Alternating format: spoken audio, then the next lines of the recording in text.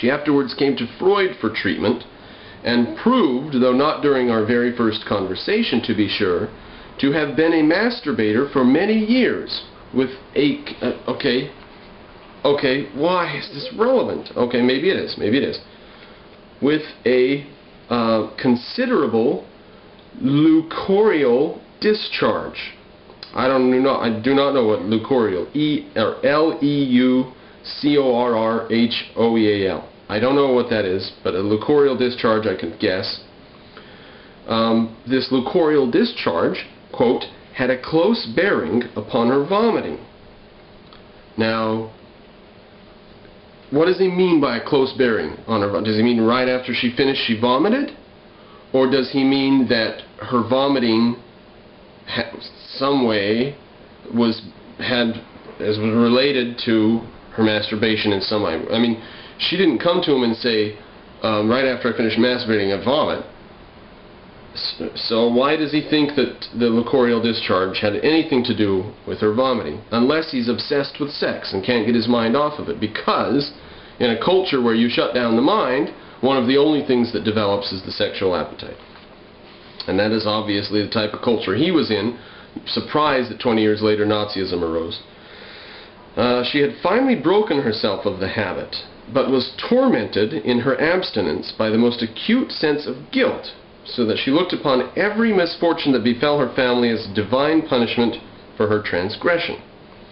Besides this, she was under the influence of the romance of an unmarried aunt, whose pregnancy, a second determinant for her vomiting, was supposed to have been happily hidden from her.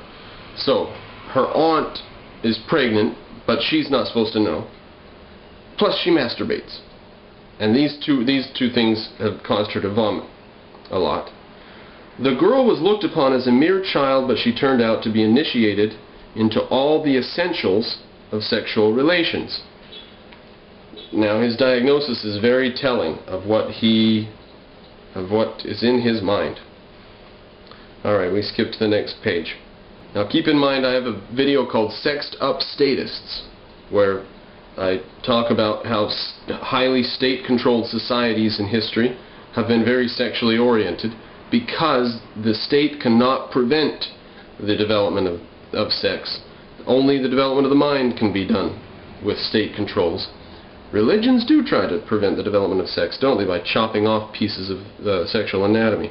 Now, Dora relates the situation where Herr K, Mr. K, had hit on her, and there was a maid who helped around the house who had some books and used to read magazines like Physiology of Love and stuff like this, and the maid had talked to Dora about this stuff. Quote, "It was most likely that she had been overexcited by such reading and had merely fancied the whole scene she had described," and that's what her father says. Her father says that Mr. K didn't come on to her. She was just reading this sexuality stuff, and she became extremely excited and fancied the whole situation in her mind. She just made up this fantastic delusion that this guy had hit on her.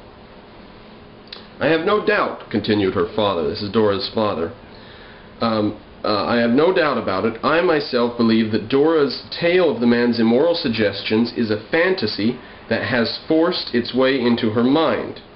Now, Freud just takes that and runs with it. He thinks that's great, and he doesn't question that at all. He questions the girl, saying, he questions everything the girl says, but the father, he just takes that as, he's just like, here's some evidence from the father, and puts it on the table. So, strange that. Skip 2 pages. Now, here is a relation of the exact situation where Herr K came on to Dora. They arrange for the family to all come into town to see this religious festival, but then Herr K sends a telegram or something and arranges for everyone but Dora not to come. So they're going to go, the other people are going to go to a different place, and then so Dora is the only one on the way to the office. Little does she know. She doesn't know she's absolutely alone in coming there. She thinks that there's been arrangements made. She doesn't know what's coming. And he also sends the people in his office away for the afternoon. So Dora arrives, quote, He then came back, and instead of going out by the open door, suddenly clasped Dora to him and pressed a kiss upon her lips. This was surely just the situation to call up a distinct feeling of sexual excitement in a girl of 14 who had never before been approached.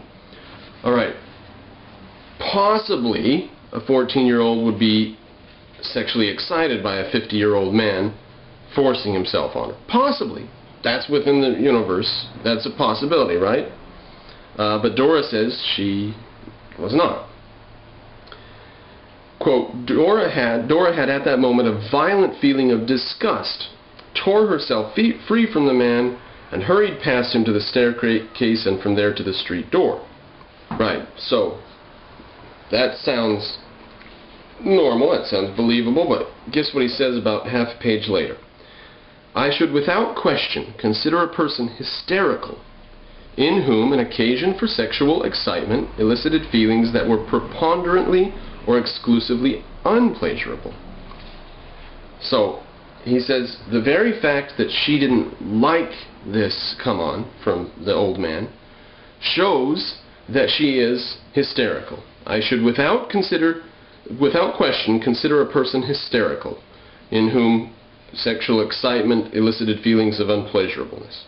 Then he says the elucidation or explaining or shedding light on the mechanism of this reversal of affect is one of the most important and at the same time one of the most difficult problems in psychology of the neurosis. So figuring out why this reversal occurs is a difficult problem, he says. So she likes sex, but why does she not respond with sexual lust when this old man tries to kiss her? And Freud's like, I don't know, this is a very bizarre problem. I don't know why her mind would reverse these effects. So Freud thinks that a 14-year-old girl being hit on by a 50-year-old married man would just, I don't know, what, rip her clothes off and go at it or something? What does he think? Then he posits this incredible mechanism of reversal of effect. Alright, next paragraph. He's getting Freudian now. Instead of the genital sensation, which would certainly have been felt by a healthy girl in such circumstances, why? Why couldn't a 14-year-old girl be turned off by a 50-year-old man hitting on her? So instead of a genital reaction that a healthy girl would have, Dora was overcome by the unpleasurable feeling, which is proper to the tract of mucous membrane at the entrance to the alimentary canal. Okay, so what is the unpleasurable feeling proper to the mucous membrane at the entrance of the vagina? What's the proper reaction to that mucous membrane? He takes it for granted. He says that is disgust. So she has been come on to by a man, and yet her response is the feeling that you should feel when you're thinking about a woman's vagina.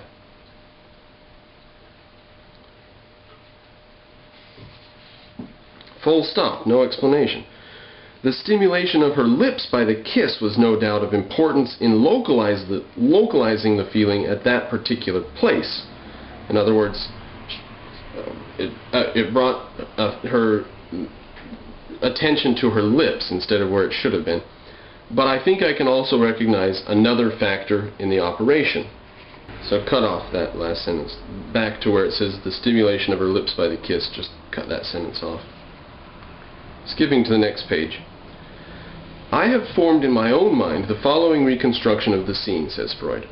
I believe that during the man's passionate embrace, she felt not merely his kiss upon her lips, but also the pressure, where's Freud going with this, but also the pressure of his erect member against her body. She didn't even mention this. She just says the guy grabbed me and kissed me and I ran out the door. And Freud says, you must have felt his erection against you. I've said he's a pervert. I've said this.